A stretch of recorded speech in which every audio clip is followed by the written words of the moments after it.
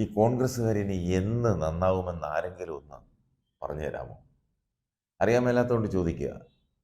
ഒരു പിടിയും കിട്ടുന്നില്ല. എത്ര കൊണ്ടാലും പഠിക്കുകയില്ല. വെറുതെ പറയുന്നതല്ല.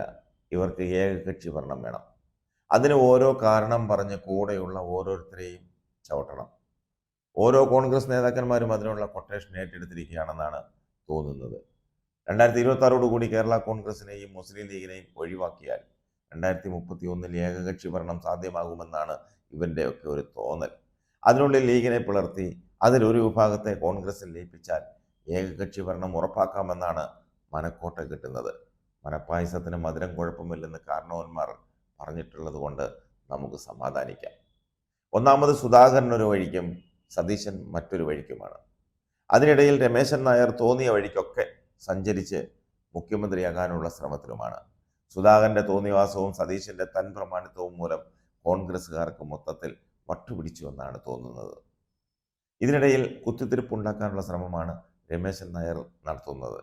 ഇവരെയെല്ലാം മലർത്തിയടിച്ച് മുഖ്യമന്ത്രിയാകാൻ വേണ്ടി മറ്റൊരു വിദേശി നായർ ഇരകോർത്ത് ചൂണ്ടയുടെ അനക്കവും കാത്തിരിപ്പുണ്ട്. ഈ പോക്കാണ് പോകുന്നതെങ്കിൽ എല്ലാം വെറുതെയാകും.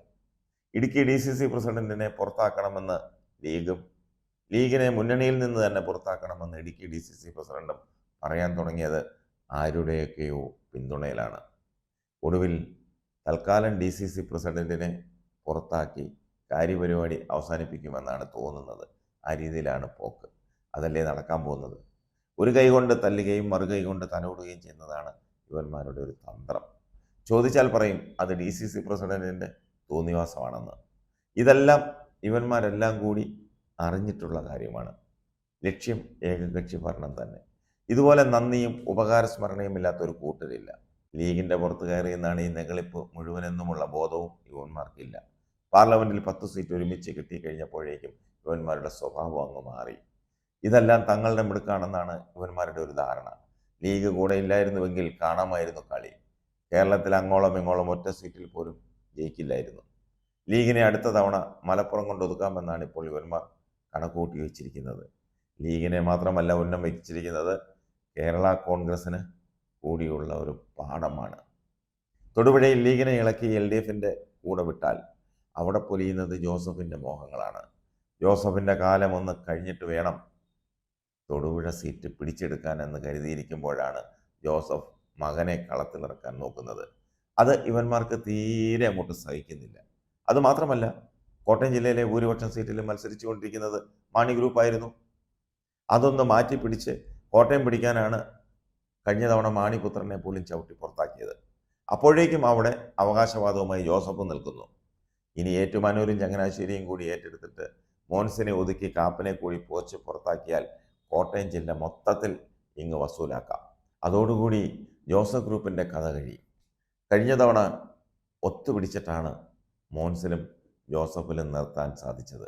അത് തന്നെ മാണി ഗ്രൂപ്പിന് കാൽ കാശിന് കൊള്ളാത്തത് കൊണ്ടാണ്. അല്ലായിരുന്നുവെങ്കിൽ അവന്മാർ രണ്ടും മത്സരിക്കുമായിരുന്നു. ഇടതുമുന്നണിയിലേക്ക് ഇടിച്ചു കയറിയ ഇവന്മാർക്ക് രണ്ടുപേരെ അസാധുവാക്കാനായി വല്ല ബുദ്ധിമുട്ടുമുണ്ടായിരുന്നു. പണിയെടുക്കുകയുമില്ല, പണിയെടുക്കുന്നവരെ കൊണ്ട് പണിയെടുപ്പിക്കുകയുമില്ല. അല്ലേ തന്നെ തെങ്ങിൽ കയറാൻ അറിയാവുന്നവനെ കൊണ്ട് റബ്ബർ വെട്ടിക്കുകയും റബ്ബർ വെട്ടറിയാവുന്നവനെ കൊണ്ട് തെങ്ങിന് തടമെടുപ്പിക്കുകയും ചെയ്യുന്ന പണിയല്ലേ മാണി ഗ്രൂപ്പുകാരന്മാർ ചെയ്യുന്നത്. അവന്മാരെ കാര്യം വിട്. അന്ന് അങ്ങനെ ചവിട്ടി പുറത്താക്കിയത് കൊണ്ട് അവന്മാരിന്ന് ഇങ്ങനെയെങ്കിലും നിൽക്കുന്നു. അല്ലെങ്കിൽ അവന്മാരെ എല്ലാം കോൺഗ്രസ്സുകാർ ഇരിക്കപ്പിണ്ടം വെച്ചേനെ. സത്യത്തിൽ KM മാണിയുടെ മരണശേഷം കാണിച്ച അത്ഭുതമാണ് കോൺഗ്രസിനെ കൊണ്ട് ചവിട്ടി പുറത്താക്കിച്ചത്. ഏതായാലും കോൺഗ്രസിൻ്റെ പോക്ക് ശരിയായ രീതിയിലല്ല. കോൺഗ്രസ് മുക്ത ഭാരതം എന്ന മുദ്രാവാക്യവുമായി നടക്കുന്ന BJPയെ കൂടെ കൂട്ടി മുനിസിപ്പൽ ഭരണം പിടിക്കാമെന്ന് കരുതിയ DCC പ്രസിഡന്റിനെയൊക്കെ തെരണ്ടിവാല വെച്ചുകൊണ്ട് അടിച്ചോടിക്കണം. ലീഗ് എടുത്ത നിലപാട് സുശക്തവും സത്യസന്ധവുമാണ്. ലീഗ് ഇനിയും കുറേ പാഠങ്ങൾ കൂടി പഠിപ്പിക്കാനുണ്ട്. ലീഗിന് മാത്രമേ ആ പാഠങ്ങൾ അവരെ പഠിപ്പിക്കാൻ പറ്റുള്ളൂ. ഉടനെ അതിന് ചില അവസരങ്ങൾ തെളിഞ്ഞു വരുന്നു. അത് ഫലപ്രദമായി ഉപയോഗിച്ചാൽ ലീഗിന് നട്ടെല്ല് നിവർത്തി മുന്നോട്ട് പോകാം.